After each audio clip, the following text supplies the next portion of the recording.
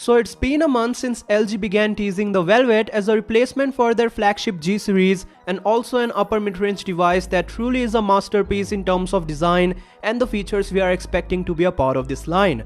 Honestly, I was expecting LG to just keep it underrated with the help of an aggressive pricing, I guess around $550 or 40,000 rupees, but what just happened is a reflection of LG playing wrong yet again. The company is gonna sell a Snapdragon 765 powered smartphone at a super ridiculous price of $735 or 55,000 rupees. For comparison, OnePlus is currently selling 8 Pro, which no doubts is a flagship phone in every aspect, at a starting price of $900, and in India, it's available for 54,999 rupees, which is exactly what LG is asking for the Velvet.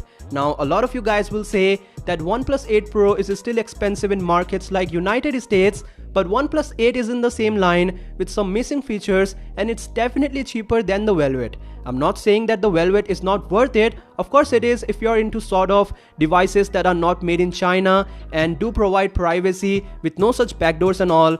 But the last time I checked, everyone in market is running for higher specifications and all. So LG Velvet might make sense in some markets where there are no options like OnePlus 8, Xiaomi Mi 10, or maybe you're not interested in iPhone SE 2020.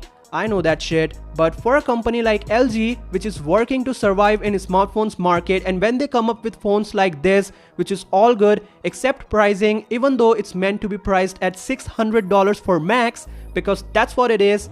If I were to pick a phone at this price, I'll probably go for the Galaxy S10 from last year because that phone makes a lot of sense over this guy. It has got the looks, specifications, and all I need because I don't care about performance when I'm making a purchase in this upper mid-range market. Every user know what they are dealing with and what actually do they need. Ending this year, LG Velvet is definitely a good phone with the wrong pricing, so I'll not recommend you buying this phone because honestly you can skip this one or maybe wait a little longer until the price drops. Also, if you're into offers and all, LG has it for their home country where they promise you that if you return this phone after 24 months to purchase another LG phone, you get to sell it for half its price.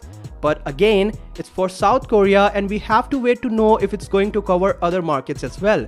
Let's see what happens next. I'll see you guys tomorrow. Peace.